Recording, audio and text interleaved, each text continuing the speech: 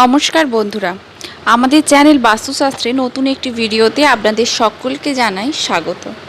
বন্ধুরা, নারীরা ঘরের লক্ষ্মী মনে করা হয়। কথিত আছে যে ঘরে নারী সুখী সেখানে নারীর পুজো করা হয়, সেখানে সকল দেবদেবীর বাস।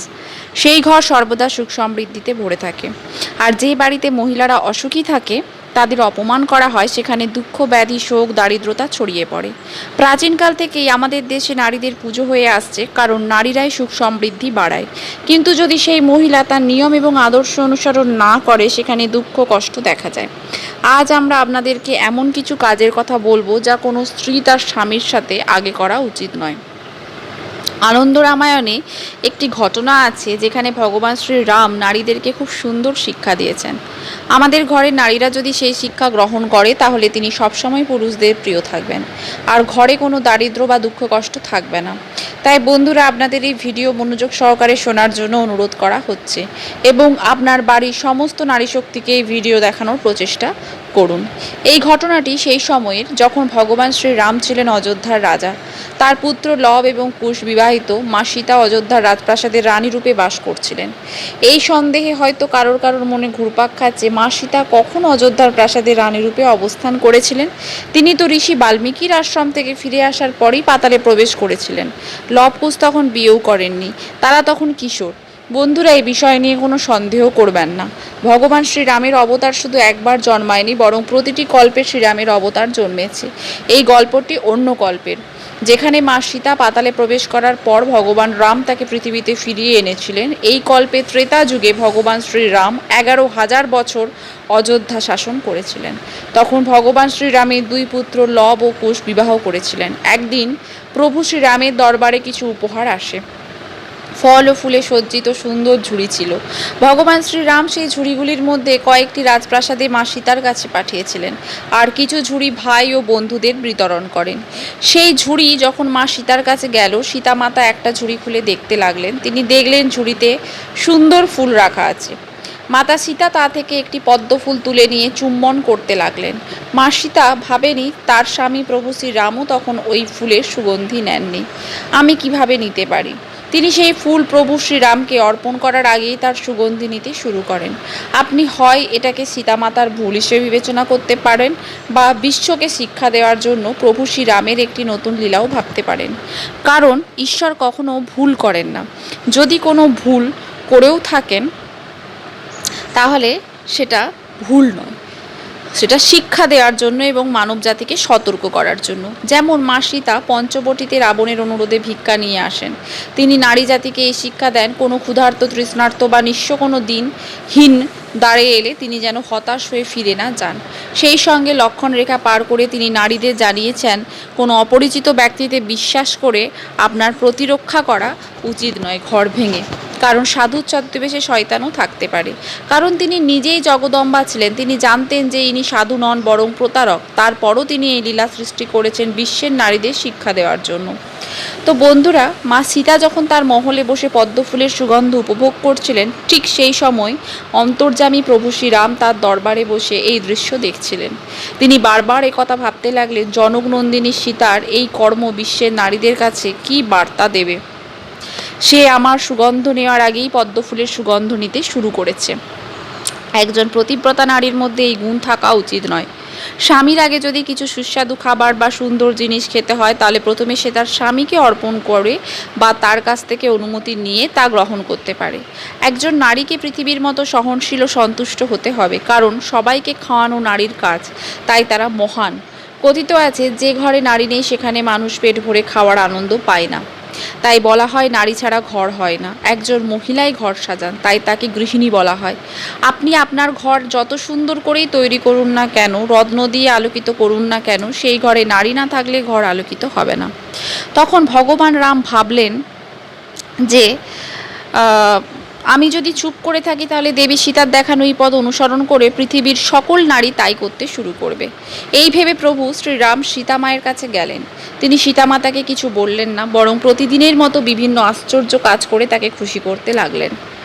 এখানে ভগবান শ্রীরাম পুরুষদের একটি বড় শিক্ষা দিয়েছেন। আপনার ঘরের মহিলারা কোনো ভুল করলে পুরুষদের তার ওপর রাগ করা উচিত নয়, বরং তাকে এমনভাবে বুঝিয়ে দিন যাতে সে তার ভুল বুঝতে পারে। ভুল করেও অপমানিত করা উচিত নয়, আর কোনো গালিগালাজ করা উচিত নয়। এই ব্যাপারগুলো ঘরে বিভেদ সৃষ্টি করে, একে অপরকে আলাদা করে এবং সম্পর্কে তিক্ততা নিয়ে আসে। মানুষ প্রায় এই ভুল করে। যখনই বাড়ির মহিলাদের কোনো কাজে ভুল হয়ে যায় তখন তারা রাগে ক্ষিপ্ত হয়ে ওঠে, তাকে মারধরও শুরু করে। চলুন বোঝা যাক প্রভু শ্রীরাম মা সীতাকে কিভাবে বুঝিয়েছিলেন। যখন ভগবান শ্রীরাম গিয়ে মা সীতার কাছে বসলেন, তিনি তার সাথে খুশিতে কথা বলা শুরু করলো। মা সীতা উপহারের ঝুড়ি রামজির সামনে রাখলেন। ভগবান রাম তার থেকে কিছু ফল বের করে নিজে খেতে লাগলেন এবং মা সীতাকেও দিলেন। ভগবান রাম কিন্তু সেই বিষয়ে আলোচনা করেননি। আমি ফুলের সুগন্ধ নেওয়ার আগেই আপনি কেন সুগন্ধ নিয়েছেন? ধীরে ধীরে বেশ কিছুদিন কেটে গেল। একদিন মা সীতা একাদশীর উপবাস করেন আর দ্বাদশীর দিন তিনি তুলসীর বাগানে গিয়েছিলেন।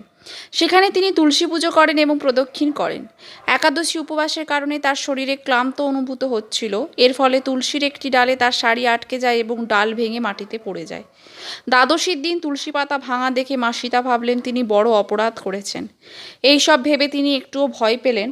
এরপর তিনি সেই ডালটি তুলে প্রণাম করার পর বাগানে ফেলে নিঃশব্দে প্রাসাদে ফিরে আসেন। বন্ধুরা, কাকতালীয়ভাবে একই দিনে নারদ মুনিও ভগবান শ্রীরামের প্রাসাদে এসেছিলেন। ভগবান শ্রীরাম নারদকে খুব ভালোভাবে স্বাগত জানালেন এবং তাকে বসতে দিলেন। প্রভু শ্রীরাম মা সীতাকে খাবার পরিবেশন করতে বললেন। মা সীতা দুটি থালায় খাবার পরিবেশন করলেন। ভগবান রামের সামনে একটি থালা রাখলেন এবং দ্বিতীয় থালাটি নারদ মুনির সামনে রাখলেন। এরপর নারদ মুনি বলতে লাগলেন, হে মা সীতা, আমাকে ক্ষমা করুন, আজ আমি আপনার দেওয়া খাবার খেতে পারবো না, কারণ আজ আপনি অনেক বড় পাপ করেছেন। আজ দ্বাদশী, আপনি দ্বাদশীতে তুলসী পাতা ভেঙেছেন। বলা হয় একাদশী, দ্বাদশী, সংক্রান্তি, চতুর্দশী, সূর্য চন্দ্রগ্রহণের সময়, সূর্যাস্তের আগে এবং সূর্যাস্তের পরে, সন্তানের জন্মের সময়, কারোর মৃত্যুকালে যারা তুলসী পাতা তোলে তারা তুলসী পাতা তোলার বদলে ভগবানের মাথা কেটে ফেলে। তাই আজ আপনার হাতের খাবার আমি খেতে পারবো না। এদিকে ভগবান শ্রীরাম সব জানতেন। নারদ মুনি এই সব করছিলেন শুধুমাত্র তার ইচ্ছার কারণে। সব জানার পরও ভগবান রাম নারদ মুনিকে জিজ্ঞেস করতে লাগলেন, হে ভ্রাতা, এই পাপ থেকে বাঁচার কি কোনো উপায় নেই? আপনি যদি সমাধান জানেন তবে দেবী সীতাকে বলুন এবং তাকে এই অপরাধ থেকে মুক্ত করুন। তখন নারদ মুনি বলতে লাগলেন, হে ভগবান, এর একটাই সমাধান। দেবী সীতা যদি প্রতিব্রতা ধর্মের শক্তি দিয়ে সেই ভাঙা তুলসী পাতা সেই তুলসী গাছে আবার জোড়া দেন, তাহলে তিনি এই পাপ থেকে মুক্ত হবেন। সেই শুনে ভগবান শ্রীরাম নারদ মুনিকে বললেন। তখন নারদ মুনি বললেন, নিশ্চয়ই এই ধর্ম থেকে মুক্তির উপায় আছে এবং আপনি যদি এই উপায় অবলম্বন করতে চান তাহলে আমি সেই উপায় আপনাকে বলবো। এরপর মা সীতা বলতে লাগলেন, আমি আমার প্রতিব্রতা ধর্মের শক্তি দিয়ে তুলসী পাতা জোড়া দেব।